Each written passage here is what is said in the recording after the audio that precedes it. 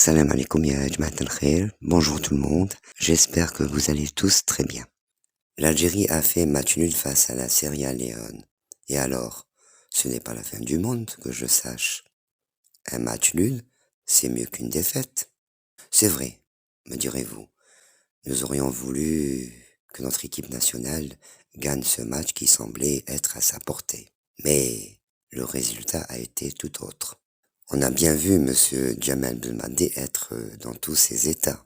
Et ça peut se comprendre, vu qu'il connaît très bien ses joueurs et de quoi ils sont capables pour mener cette équipe à la victoire. Tous les spécialistes, tous les professionnels, tous les amoureux du ballon rond savent pertinemment que le début d'une grande compétition, toutes les équipes se valent.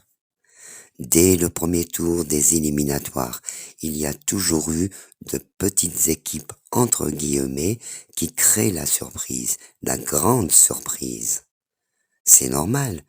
Elles viennent jouer avec l'idée, avec l'ambition, avec la rage même de gagner, si bien que leur motivation est décuplée lorsqu'elles affrontent de grandes équipes. Finalement, ces équipes-là n'ont rien à perdre. C'est ce qui s'est passé entre notre sélection nationale et l'équipe de la Sierra Leone. Nous pouvons tous comprendre l'exaspération, voire la petite déception de monsieur Jamel Belmadi, lui qui voulait voir son équipe gagner que faire un match nul par rapport à toute cette préparation faite en amont. Mais comme vous le savez, le football n'est pas une science exacte. Dans ce genre de compétition, il est parfois plus judicieux d'y aller doucement et sûrement qu'à tambour battant pour ne pas vivre la grande désillusion. Alors bien sûr, certains ont tenu un discours alarmiste, d'autres ont imputé la faute aux joueurs.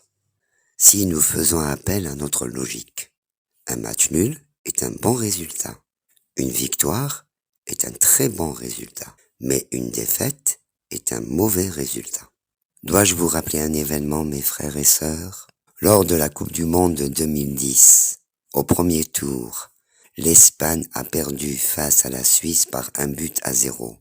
Ce jour-là, personne n'a cru que cette équipe espagnole allait arriver en finale et remporter la Coupe du Monde. C'est pour cette raison que je vous dis que notre équipe nationale a toutes ses chances pour décrocher ce trophée africain.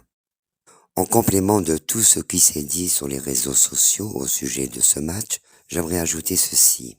La météo et l'état du terrain ont drôlement pénalisé nos joueurs, malgré que M. Belmadi a affirmé que cela n'était pas une excuse pour ne pas concrétiser de belles actions de but.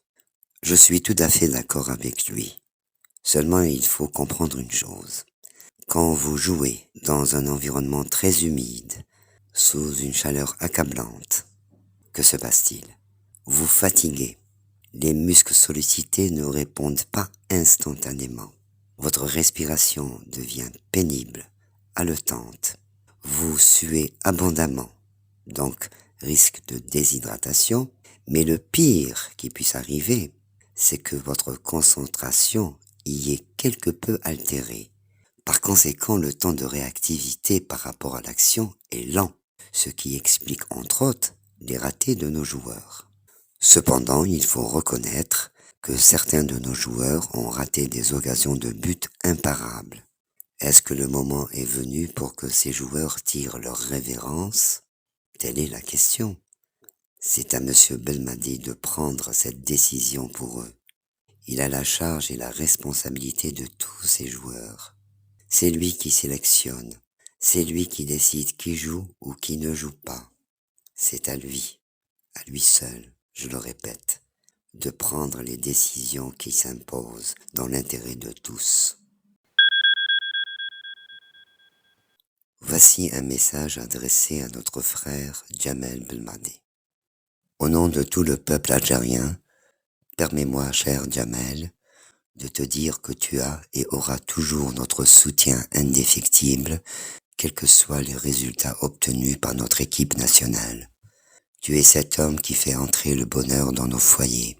Sache que tes coups de gueule, Ton sourire, ta joie, tes déceptions, tes ambitions et tes défis, nous les partageons avec toi du fond du cœur, car ta valeur à nos yeux est immense. Tu es ce fils, ce grand frère que l'Algérie attendait pour que brille enfin une belle lueur d'espoir dans son ciel d'azur. Tu as réussi là où tous les autres ont échoué. Certains hommes font l'histoire, d'autres la façonnent au gré de leur humeur. Toi, tu as fait de notre équipe nationale une belle histoire dont on ne se lassera jamais.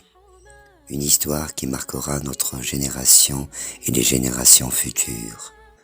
Ton patriotisme, ton amour pour l'Algérie, ton sérieux et ta détermination fascinent et forcent le respect. ربي يحفظك ويخليك لينا.